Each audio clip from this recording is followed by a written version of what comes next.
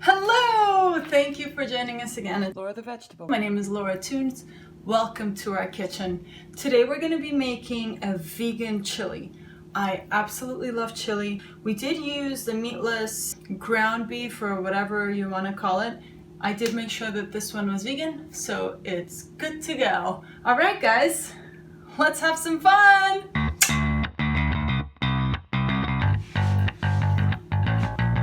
For today's recipe, we're going to use meatless ground beef. This is really just for the texture. Carrots, celery, onions, tomato, both fresh and crushed tomatoes, multicolored peppers, jalapenos, corn, cilantro, vegetable stock, olive oil, salt and pepper, garlic, paprika, cayenne pepper or red hot chili pepper powder, red chili flakes, oregano, cumin, adobo. If you don't have it, it's okay though, because you can just adjust with salt and pepper, and bay leaves. The legumes we're going to use for today's chili are as follows. 1 cup of red beans, black beans, garbanzo beans, and 1 cup altogether of 2 different kinds of lentils. This is always subject to change. I change it about every time that I do it. Whatever I have is what I use. Sometimes I have black-eyed peas or pinto beans or whatever it is, and I mix it in. Alright, let's chop everything up and get our mise en place ready. I'm going to chop everything pretty finely, especially the carrots, because they take a little bit longer to cook. The only thing I'm going to leave a little more roughly is the peppers. I like nice and chunky peppers. Tip for the jalapeno, these guys come in super handy. It's happened to me many a time that I cut jalapenos without gloves on and then I rub my eyes and yikes, that hurts. Anyway, let's have at it.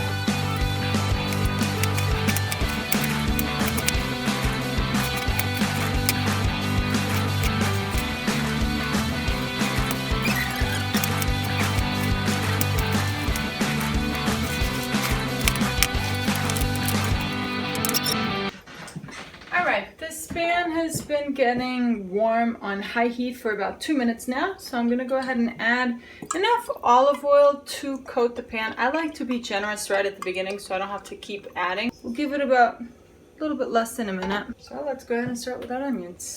I like that sound. Sizzle! Woohoo!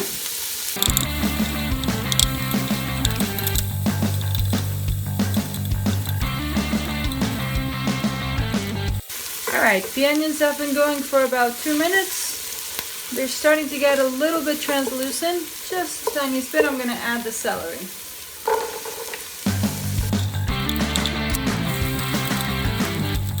Alright, it's been about 2 minutes since the celery has been in here. I'm going to add the garlic and the jalapeno.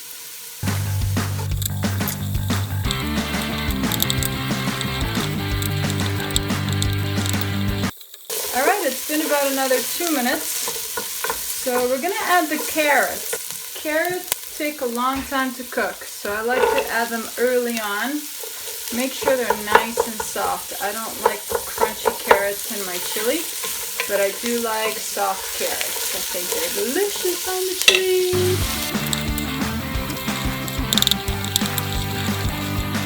It's been about another 2 minutes. I'm gonna add in the peppers. That jalapeno is spicy. Woo-hoo!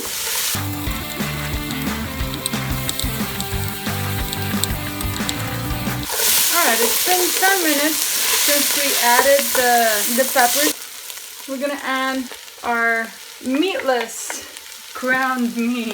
This is really just to get it to feel kind of like a traditional chili, but it's not necessary. We can totally go without it.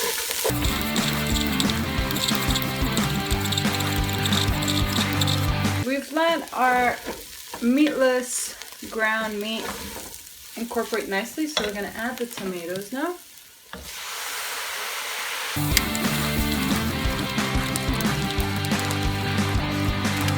It's been 2 minutes since we added the fresh tomatoes. We're gonna go ahead and add the canned tomatoes and lower our heat to medium-low. And let this start to simmer. Let the tomato sauce get nice and soft, smooth. I feel like tomato always needs a little bit of time to lose the acidity. So we're gonna leave it here for about 15 minutes. We're gonna add the spices though.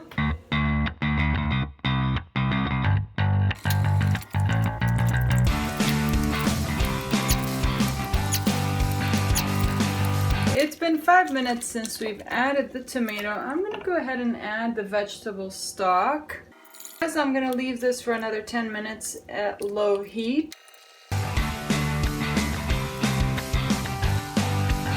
Right, this has been simmering for 15 minutes now, all together. And we're gonna add the legumes. I've gone ahead and made everything in-house. I just boiled the lentils and I pressure cooked the red beans and black beans together, and then the garbanzo beans, because the garbanzo beans take a little bit longer. But good news is you can also buy everything canned if you prefer.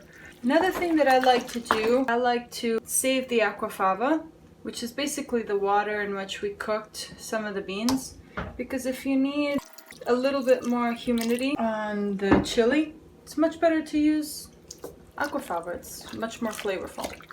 I'm gonna start by tasting, see if it needs anything else. It needs a little salt for my taste, so I'm just gonna add.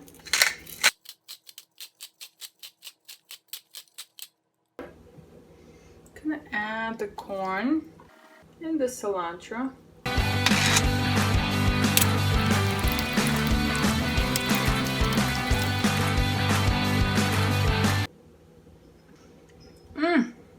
Tastes delicious. I'm gonna call it a day. I'm gonna let it on slow heat for maybe another 5-10 minutes just to let all the flavors incorporate.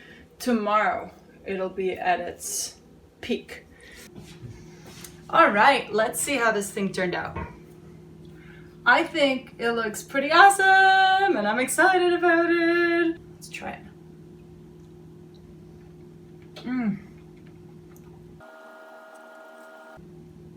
This is good. Alright, I'm being rude. I'm sorry. I hope you make it and I hope you get to enjoy it. It has a nice kick to it, so if you're sensitive to spice, I would say dial it down on the jalapenos and on cayenne pepper or red chili powder, whatever you're using. But I think it's delicious. I'm super happy with it. I hope you are too. And I made a huge batch. You can go ahead and cut that in half. I make a big batch because this is versatile. Like, I can freeze it or I can use it to stuff peppers. Hint, hint. We might be making some stuffed peppers soon. Delicious.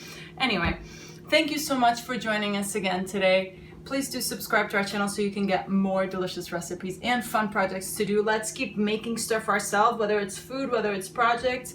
I want to encourage you, if you have any questions or any suggestions, anything that you would like to see me do, shoot it. Well, thank you so much for joining us. My name is Laura Toons, and this is Laura the Vegetable Girl. Bon appetit. We'll see you next time.